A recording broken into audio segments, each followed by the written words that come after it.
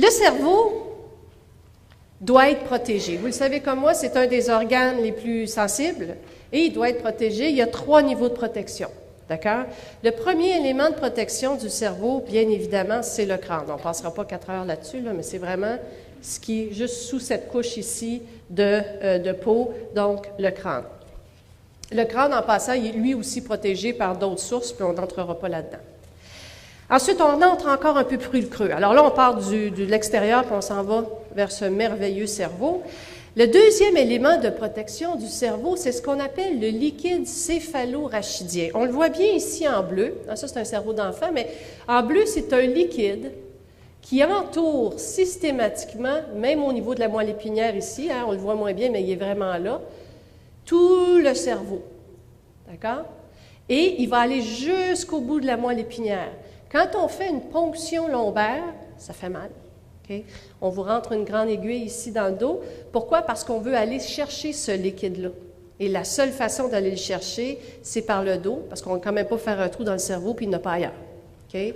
Et donc, on entre tranquillement entre 2 vertèbres, une aiguille, et on va aller retirer un peu du liquide céphalorachidien. Pourquoi on veut avoir de ce liquide-là? Parce que ce liquide-là contient des substances, que je vais vous décrire un peu tantôt, qu'on ne peut pas avoir dans le sang. On a du sang partout. Si je veux vous prendre du sang, je vais vous prendre une prise de sang, c'est réglé. Ce liquide-là contient des choses qui ne passeront jamais dans la circulation sanguine, et c'est ce qu'on veut, parce que c'est le liquide qui protège le cerveau. Okay? Alors, c'est tout ce liquide-là. Donc, c'est un espace rempli de liquide. Il protège votre cerveau. Quand on fait une commotion cérébrale, par exemple, vous vous tapez la tête, pas volontairement, là, mais sur un mur, OK? Qu'est-ce qui va arriver? Ça va causer, pas toujours, une commotion cérébrale. C'est comme un bleu sur votre cerveau, OK? Parce que même si vous avez un crâne, essayez d'imaginer, vous avez un crâne, vous avez un cerveau à l'intérieur, mais qui flotte dans un liquide. Fait qu'il bouge un peu. Pas tant que ça, mais il bouge. OK? Alors, si vous avez un gros boom, vous cognez fortement la tête dans un accident d'automobile, par exemple, qu'est-ce qui va arriver? C'est que si vous vous cognez la tête au front, le front rentre dans la fenêtre, votre commotion risque d'entrer en arrière. Pourquoi? Parce que ça va créer ce qu'on appelle un contre-coup. Pensez-y. Parce que là, essayez d'imaginer, là, mettez-vous un petit cerveau dans un petit bocal, là, puis donnez un coup ici, c'est là que ça va fesser en premier. Okay? Et donc, le cerveau, avec la force du coup, va aller fesser à l'arrière. C'est pour ça qu'on voit des étoiles en passant, je vous expliquerai tantôt. Et il va aller fesser à l'arrière et créer, en fait, comme un bleu, c'est pas vraiment un bleu, sur le cerveau. Ça peut causer des pertes de mémoire transitoires, d'accord?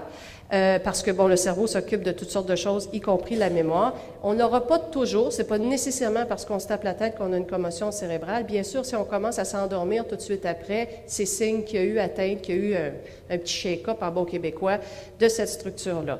Alors, c'est bien connu, les boxeurs ont énormément de commotions cérébrales, c'est pour ça que des fois, on ne comprend pas tout ce qu'ils nous disent. J'ai une collègue qui s'appelle Maryse Lassonde à l'hôpital Sainte-Justine, aussi à l'Université de Montréal, qui ne fait que ça, étudier les séquelles des commotions cérébrales répétées. Il y avait un joueur de hockey qui en faisait tout le temps, 100 000. Lindros. Sur le fonctionnement du cerveau, etc. Puis essayer de les convaincre d'arrêter ça, mais bon, ça, c'est une autre histoire. OK? Ça, voici la commotion cérébrale. Le troisième élément de protection du cerveau, il est extrêmement difficile à voir à l'œil nu. Mais c'est un des plus importants. C'est ce qu'on appelle la barrière hémato-encéphalique. Dans les années, mon Dieu, il y a de cela très longtemps, des chercheurs se disent, il doit bien y avoir quelque chose qui protège le cerveau outre le liquide céphalorachidien. Alors, ce qu'ils ont fait, ils ont pris des animaux et ils ont injecté de la teinture bleue. OK, dans le sang, puis ils ont regardé, dans le sang. Ils ont dit, peut-être le sang, est-ce que le sang se rend au cerveau? OK? Et ils ont injecté de la teinture bleue et ils ont vu que tous les tissus de l'animal se teintaient en bleu, sauf le cerveau. OK? Et donc, c'est même pas le liquide céphalorachidien, parce que le liquide céphalorachidien entoure le cerveau. La question, c'est, y a-t-il quelque chose qui rentre dans le cerveau? Vous me suivez? Et donc, tout était bleu, sauf le cerveau. Ils se sont dit, donc, ça veut dire qu'il y a une autre barrière qui protège cette structure-là. Et c'est ce qu'on appelle la barrière hémato-encéphalique. La barrière hémato-encéphalique, c'est le plus grand cauchemar des chimistes dans les compagnies pharmaceutiques. Pourquoi? Parce que voici la loi.